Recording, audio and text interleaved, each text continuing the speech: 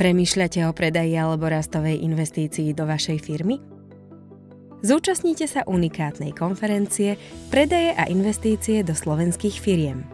Naši speakery vás prevedú procesom predaja, upozornia na kľúčové daňové a právne aspekty predaja podielu vo firme a vysvetlia hlavné rozdiely medzi private equity a venture kapitálovými investíciami. Získajte nové kontakty a praktické know-how od popredných poradcov a investorov. Vstupenky a viac informácií nájdete na highgate.sk.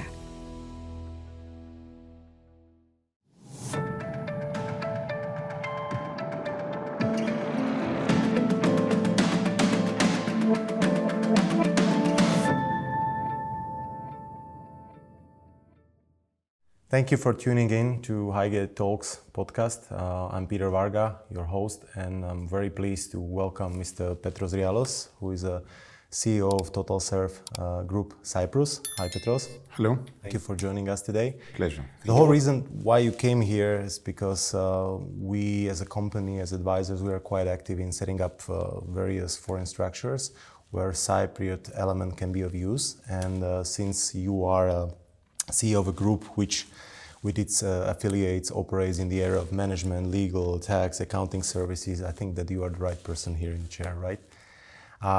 We have many questions and things on the agenda today, but before we start, let me just briefly make a little bit of introduction for the sake of understanding in the bigger picture.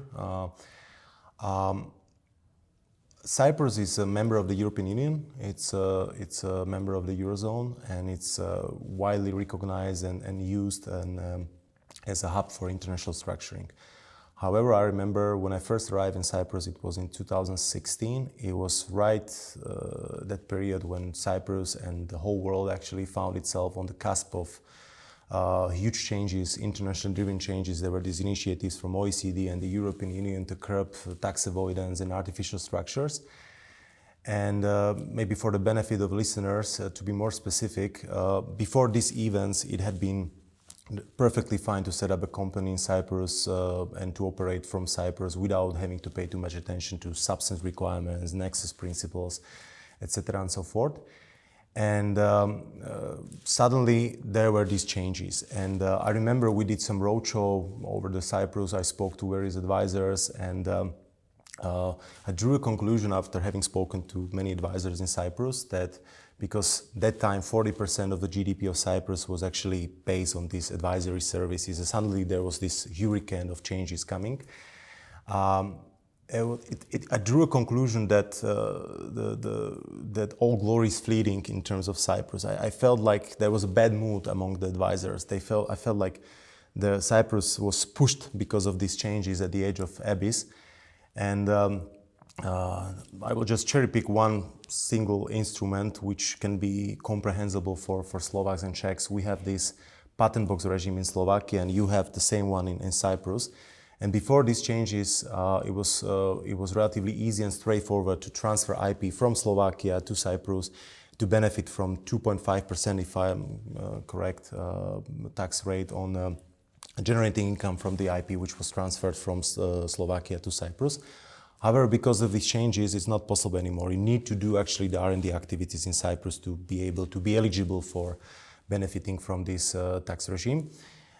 So I had this impression that this is going to end, and I was quite curious what would be the forthcoming years for Cyprus because of these changes.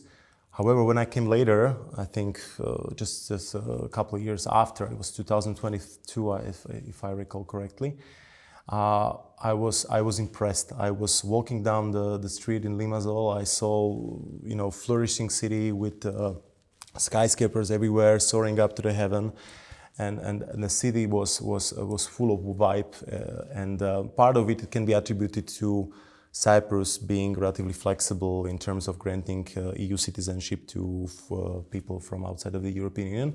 But part of it's because you must have done something profoundly innovative in the course of these years, which actually lured added value to come and locate and be present in Cyprus. So can you just briefly tell us, for us it's shrouded in mystery, but could you please tell us a little bit more and elaborate a little bit more, what did you do well in terms of luring this added value, why Cyprus is widely, considered worth considering and exploring for the purposes of setting up. What is the general business environment in Cyprus nowadays? Very good. As you mentioned, the good old years in the tax system that we had to adapt to all the relevant EU and international guidelines and regulations. We made various amendments and changes or new introductions. Cyprus is fully compliant with all these regulations, but at the same time it managed through clever and attractive provisions to make the tax system even more attractive and also more flexible in terms of managing to meet other expectations from other jurisdictions. Furthermore, and I'm sure we will cover it further down our talk, there are very attractive provisions for attracting foreign people in changing their tax residency to Cyprus, people who may look to find a new tax residency. Cyprus offers a very ideal place, not only from a tax perspective, but all the other qualitative elements that Cyprus offers. And at the same time, there are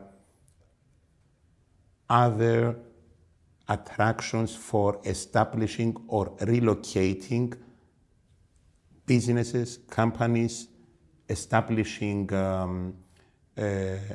regional or even main headquarters of companies from one jurisdiction to Cyprus to cover their international activities and transactions. Speaking of changing the tax residency for individuals, I'm a huge fan of demographics, and I checked Cyprus out of curiosity, and although the fertility rate in Cyprus is lower than in Slovakia, it's 1.39 I guess, but the number of newborns every single year is relatively at the same level for the last couple of years or a decade or so. I think part of it can be attributed to you being successful to lure these people with added value to relocate from the onshore to sort of offshore to Cyprus. So you seem to be quite successful in doing so. We're not just doing this chit-chatting here just for the purposes of having discussion about why Cyprus is so attractive, because you can, go skiing in March, as I understand, and at the same time go swimming, and the difference between point A and B is 1 hour and 50 kilometers probably. But it's very, very important for us as advisors, if we advise Slovaks or whoever to relocate to Cyprus or to interpose a Cypriot element into the structure, to be able to substantiate the Cypriot element in the structure, because otherwise it could be viewed as a circumvention, it could be viewed as an artificial structure that could be easily scrutinized by the tax authorities. And that is the one and main underlying reason why we are discussing now the environment as such, why it is so important that Cyprus became so popular among people just to relocate at least a portion of their center of living interest to Cyprus. And I know two clients of mine who actually decided to effectively relocate as individuals to Cyprus. So it's indeed happening, and you did something good in doing this. Speaking of the tax regime, maybe we can. You spoke about the changes of the tax residency. What is the tax rate for the individuals in Cyprus? I understand that I'm a Slovak, let's say, and I would like to change the residency, and here in Slovakia we're subject to worldwide income, or we're subject to the worldwide income. Subject to taxation in Slovakia. If I move to Cyprus, what should I expect from Cyprus in terms of the tax rates? Okay, the tax rates would be personal income tax rates. The first 19,500 is tax exempt for individuals. And then there are progressive band rates from 20% all the way up to 35% for taxable incomes over 60,000 euro. However, there are a number of types of income that are completely tax exempt. And that is gain from sale of shares, for example. I should have mentioned that a foreigner becoming a Cyprus tax resident is automatically considered to be non-domicile for Cyprus tax purposes. Okay. So a non-dom is also effectively exempt for 17 years from dividend taxation and interest. Mm-hmm. So all that is left to be taxed, let's assume at the top 35% rate, is revenue nature income like salaries, director fees, rents, and so on. Again, however, foreigners becoming Cyprus tax residents may be earning employment income from Cyprus or a director fee, and there is a 50% exemption if they earn more than 55,000 per year from Cyprus employment.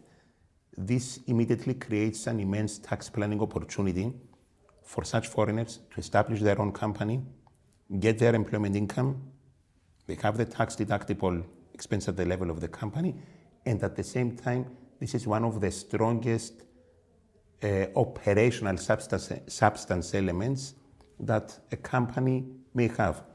Its own UPO or management staff live in Cyprus, they earn a good salary, and they pay relevant taxes and so on. You mentioned that the capital gains are exempted from taxation for capital gain, yes, gain from sale of shares, as well as capital gains, for example, disposal of foreign real estate. Mm-hmm. Capital gains tax will apply only on real estate situated in Cyprus. Okay. What about crypto? Because nowadays it's quite common, and one of the reasons why you came to Bratislava, because of you will be a speaker at the conference, crypto conference we organize. What about crypto capital gains? Is it also exempted if you are a foreigner coming to Cyprus and you are eligible for this non-domiciled regime? The way cryptos are taxed, there is no special tax regime for cryptos per se. And what I will explain applies to both individuals and companies. First of all, Cyprus does not tax unrealized gains.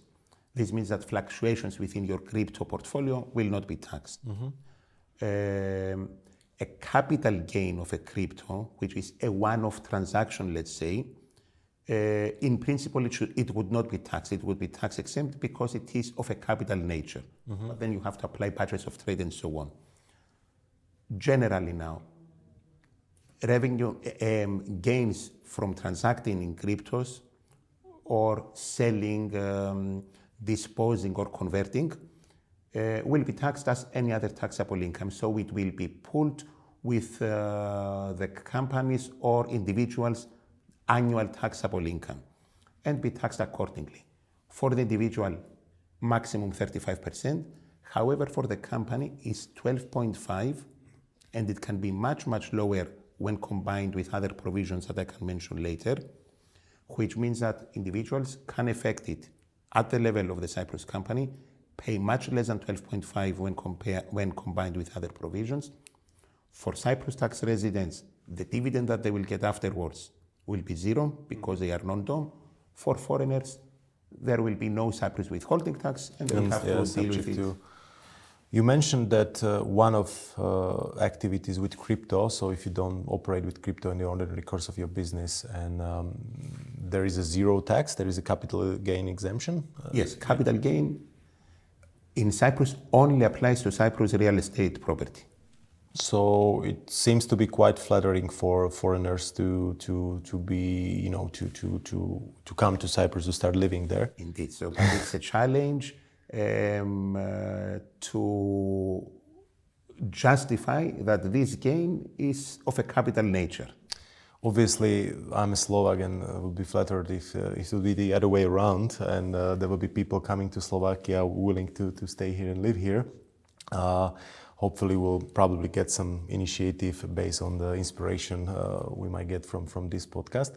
You mentioned about 12.5% tax rate, which is generally applicable as a standard rate for legal entities. I understand there are some incentives available for the legal entities. Could you just briefly elaborate what a Slovak or a Czech person willing to set up a company in Cyprus can expect from the Cypriot regime if they set up a legal entity? Types of income that are completely tax exempt for companies, gain from sale of shares, dividends, whether from Cyprus or foreign companies, subject to very easy to meet conditions, and capital gains. There is a very important provision, without going into technicalities, it's called the notional interest deduction, whereby if they capitalize a company and use that money, those funds, for the production of taxable income, then they can get a very generous interest of around 8% as a notional interest deduction against their taxable income. And it can reduce the taxable profit of the company, whether it's from cryptos or any other revenue nature activity, by up to 80%. So the effective tax rate can go as low as 3%, anything between 3 and 12.5. You mentioned this notional interest deduction. I remember that I was trying to understand how does it work, and it's relatively detailed regulation, sort of. But it's very impressive how you set it up, because at least in Slovakia it would be quite interesting to have a similar instrument here, because I understand that the companies that inject capital into the company are actually motivated to do so, because they will be eligible for a better tax treatment. And in Slovakia, we have the basic companies could have equity of 5,000 euros, and in case there is a scrutiny or any kind of a problem that is applicable to that particular company, the entrepreneur can just decide to close the company and set up a new company. However, with equity in place, it will be more and more difficult to just simply do this best practice, close the company and set up the new company. So I consider this as an interesting idea, and it's worth mentioning going forward, maybe in the legislation procedure here in Slovakia. But you have some other specific elements in Cyprus, and there is one that just pops into my mind. Just it's a special contribution for defense. Is it something that it's worth mentioning in the context? It's not worth mentioning because it only applies to Cyprus tax residents, and the smart way of how we did it is that for non-domicile persons, foreigners who move their tax residency to Cyprus, special defense contribution does not apply. Okay. Is there any specific regime for R&D companies in Cyprus? I mentioned at the beginning we have the new IP regime, which is based on the Nexus approach nowadays, following EU guidelines and so on, which effectively exempts 80% of qualifying IP profits generated from qualifying IPs. You can go now down to this 2.5% eventually at some point, right? And you can also combine NID on top of it. On the top of it, so eventually you can end up with zero effective tax rate. Not zero, but yes. Let's assume that we have a Slovak or a Czech investor willing to set up a company in Cyprus, and person's NAV is 1 million euros. And the whole purpose of setting this up would be to, first of all, to benefit obviously from the preferential tax treatment.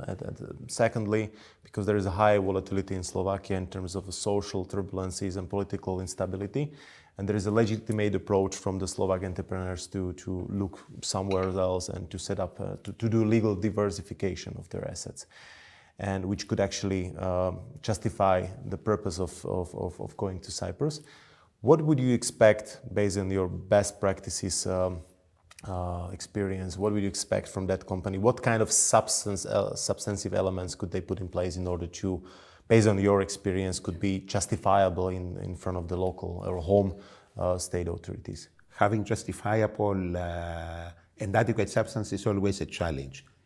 I should start by saying that Cyprus does not have any official requirement for establishing local substance. Not that it's not needed, but from a Cyprus perspective, no such requirement.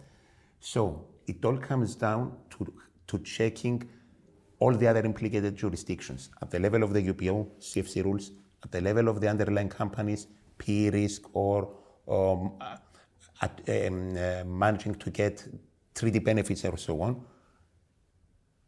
Find out what would be the elements that those jurisdictions would look, and Cyprus can accommodate to put in place all these needed elements of substance.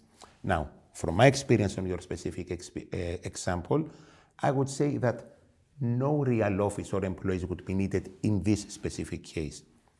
Having a local director with knowledge on investment matters, getting the mandate from the shareholder for the investments, and whether this is then outsourced to an external investment committee sort of legal entity. This means that the UPO has, in my mind, has effectively transferred the management and control and operational decisions.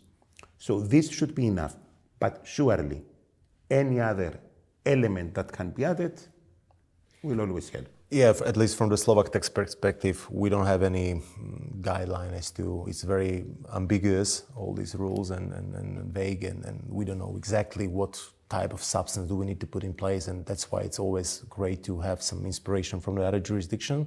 And I also have the opinion that in terms of having an investment company in Cyprus where the operations are limited sort of, and it's more like holding the assets on behalf of the UBO,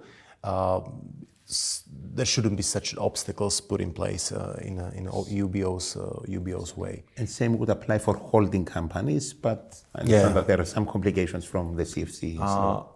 You as a company, you are also active in setting up funds, as I understand, and we have been cooperating a little bit on this front also. And we are very, very active in this field. And we set up several funds in Slovakia, Czech Republic, Gibraltar, Luxembourg. And Cyprus is also at the same level. So could you, I understand at the beginning I said about Cyprus being a member of the European Union, so I understand you need to be compliant with all applicable rules like Alternative Investment Fund Manager Directive. Is there something you would like to specifically mention about the fund environment in Cyprus? For instance, in the Czech Republic, unlike Slovakia, there is an ecosystem of management companies where you could actually purchase the license if you want to set up a fund. You don't need to go apply for the license yourself. You can just purchase it from someone who did it in the past. Is there such a similar structure or ecosystem or environment in Cyprus? You could buy one, but usually it will embed a premium and it will cost more than setting it up from scratch. But yes, Cyprus has a reputable and robust fund regime and regulated fund regime. The two main fund structure vehicles that it offers is the AIF, the Alternative Investment Fund, and the RAIF, the Registered Alternative Investment Fund. That's your unilateral approach, right? This registered fund, it's your own Cypriot fund, right? Yes. The RAIF is the more popular from the two because it's not regulated, it's less costly. All you need to do is have a local regulated manager. Whereas AIF, you need to get a license and various reportings, extra costs, and so on. What about, I mentioned about the volatility we are facing in Slovakia, social turbulences and political instability and the predictability of the farther path of Slovakia in terms of whether what is going to happen here in Slovakia. And as a result, and we have also a first generation of money here in Slovakia because after the Velvet Resolution in 1989, we started doing business here, and as a result, there is currently the first generation of wealthy people here. And with the transition of the power to the next generation, there are several questions and challenges applicable to these first generation owners. One of them is how to transfer the destiny of that company to the next generation. At the same time, there's this challenge of legal protection of the assets that were or have been generated over time.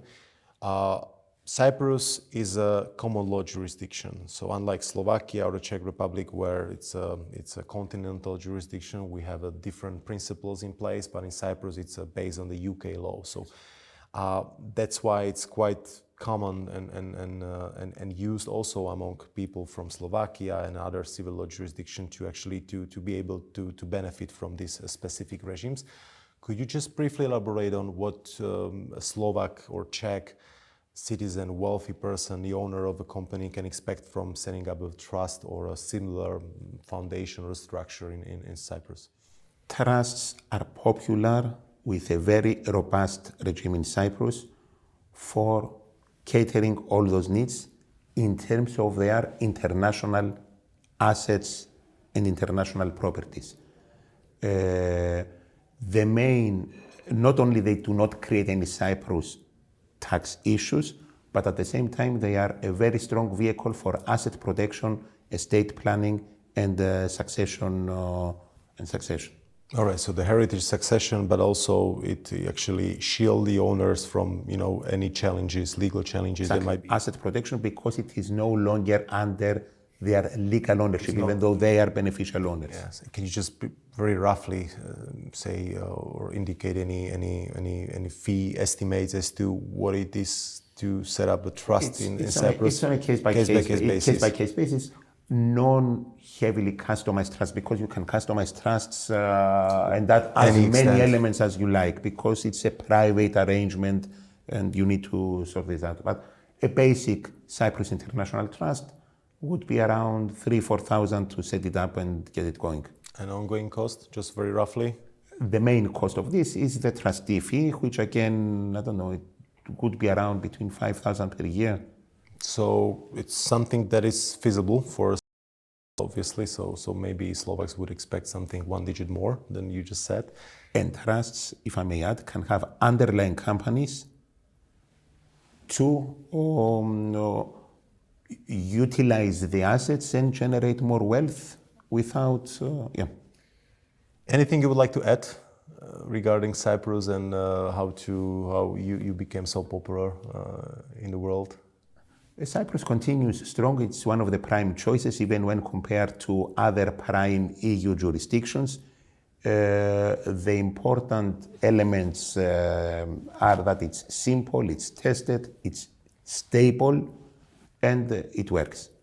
In the conference, you will have competitors from the Emirates and Gibraltar. So I understand that when, for various businesses I mentioned over the podcast, those jurisdictions could be viewed or perceived as your competitors, right? So I'm looking forward to seeing you at the conference, and thank you for joining us today. It was a pleasure having you here, as a privilege, and I hope that you and the addressees of this podcast found it insightful. And if you do, you can subscribe us and stay tuned for the next episodes. Premýšľate o predaji alebo rastovej investícii do vašej firmy? Zúčastnite sa unikátnej konferencie Predaje a investície do slovenských firiem. Naši speakery vás prevedú procesom predaja, upozornia na kľúčové daňové a právne aspekty predaja podielu vo firme a vysvetlia hlavné rozdiely medzi private equity a venture kapitálovými investíciami. Získajte nové kontakty a praktické know-how od popredných poradcov a investorov. Vstupenky a viac informácií nájdete na highgate.sk.